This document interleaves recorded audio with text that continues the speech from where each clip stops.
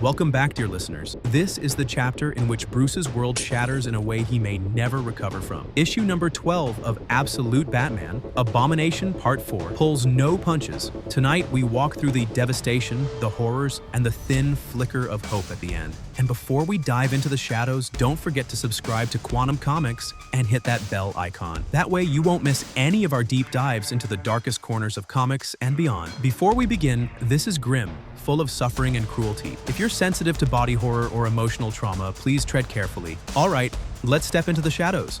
The harbor, the sewer, and the breaking point. The issue opens in the aftermath of Bruce's escape from Ark M. He is being carried, wounded, through a dark harbor. The salty spray of the sea mixes with his pain. Wayland, now monstrous, mutated, supports Bruce's weight. His breathing is ragged, his eyes haunted. Wayland pleads, "Save me." He whispers that it would be mercy if Bruce ended his suffering. Bruce, battered and torn, grips a blade, trembling, and moves it toward Wayland's skull. But at the last instant, he can't bring himself to drive it in. Instead, Bruce deflects, losing his nerve. As they struggle, Wayland grabs the knife himself, forcing Bruce into a violent tug-of-war over it. In a sudden movement, Bruce kicks Wayland in the face, breaking his grip. Wayland roars in pain and fury, and then dives into the dark water, slipping away into the depth. Bruce collapses alone, drenched in the shadowy harbor. Wayne collapses and Alfred's truth time jumps forward. Bruce awakens in the Batcave, disoriented. Alfred is there in the sterile gloom, watching over his master. Alfred explains Bruce was found unconscious in the cave 20 days ago. During that time, a venom delivery system was fused into his spine and brain. A network,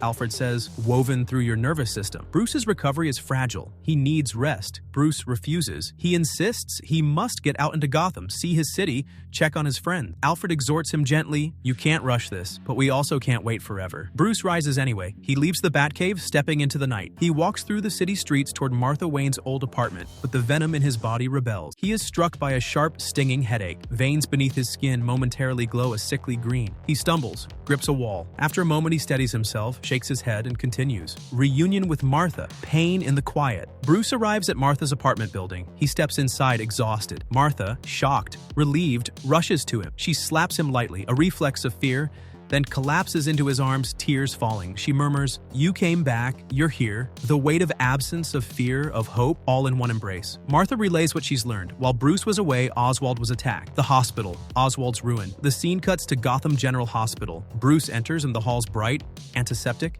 echoing. He is led to a room where Oswald Cobblepot lies on a stretcher, bone shattered, body grotesquely twisted. Every bone seems broken. The man's body is mutilated beyond recognition. He lies unconscious in pain, utterly broken. Bruce's breath catches. He sees the horror and knows Bane did this. There's no ambiguity. In that moment, Bruce's guilt pulses sharper than physical pain. He turns to Leslie Tompkins. She confirms that Harvey Dent is in the next ward, that he has insisted on seeing Oswald. Bruce, voice trembling, murmurs apology after apology. Leslie nods quietly. She's seen too much, but not this. Harvey's confrontation. Bruce walks into Harvey Dent's room. There's a silence, thick and heavy. When Harvey speaks, his voice is strained. Harvey describes the collision of past and present. That once, when they were young, a truant officer named Flass warned him his friends might drag him down. And now he sees Flass was right. Bruce's crusade has destroyed those he loved. Harvey's face is grave. The skull bears a long, cracked fracture down the center. Half of his head and body show terrible burn. Skin peeled back, flesh raw. The left side is charred. His eyes flick at Bruce, angry, pain. Bruce tries to explain, to take responsibility. Harvey cuts him off. "No, this is your fault." Then he says something both bitter and sorrowful. "If it matters, I only hate you half the time." He turns his head away from Bruce, refusing more. Bruce is left standing, crushed by words and guilt. Eddie's workshop, shattered mind. Bruce heads to Eddie Nigma's workshop. The place is strewn with mechanical parts, old wiring, computers flickering. Eddie is present and initially seems okay. Bruce lets out a breath, relief, but that relief sours fast. Bruce moves closer. At the back of Eddie's skull, an awful wound gapes. Wires and cables enter his brain. Part of his skull is missing. Flesh, bone, circuits,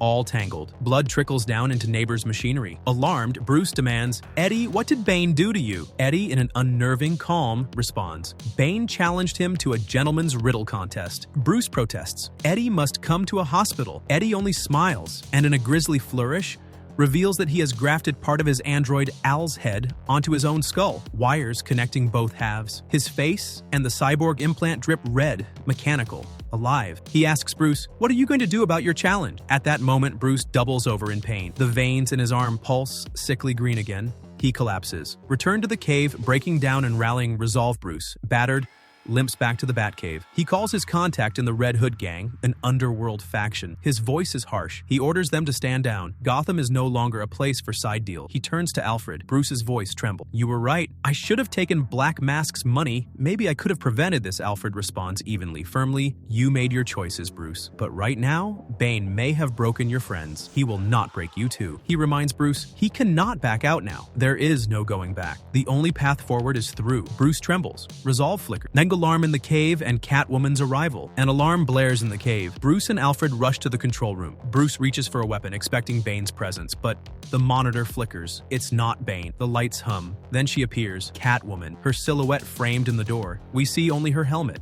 Sleek, reflective. Its surface mirrors Bruce's own image back at him, fractured, distorted. The issue ends there. Bruce and Selina face off, the echo of pain in those mirrored lines. To be continued, Quantum Comics Judgment, and that is issue number 12. We see how Bane's cruelty is not just physical, it's personal. He didn't just target Bruce, he obliterated his family of allies. Oswald's body is irreparably broken, Harvey's mind and flesh scarred, Eddie's brain mangled into something else entirely. Bruce is left alone, his guilt and regret heavier than his wounds. Yet, in the darkest page, a light flickers. Catwoman. A question hangs. Is she friend or foe? Will she help Bruce climb out of this abyss? Bruce's body is warping under venom. His relationship's torn, but Alfred is right. The only way out is forward. Bane may have broken them. He will not break him. Thank you for listening. Absolute Batman number 12 is among the darkest chapters yet, a bleaker, more brutal escalation of Snyder's horror approach.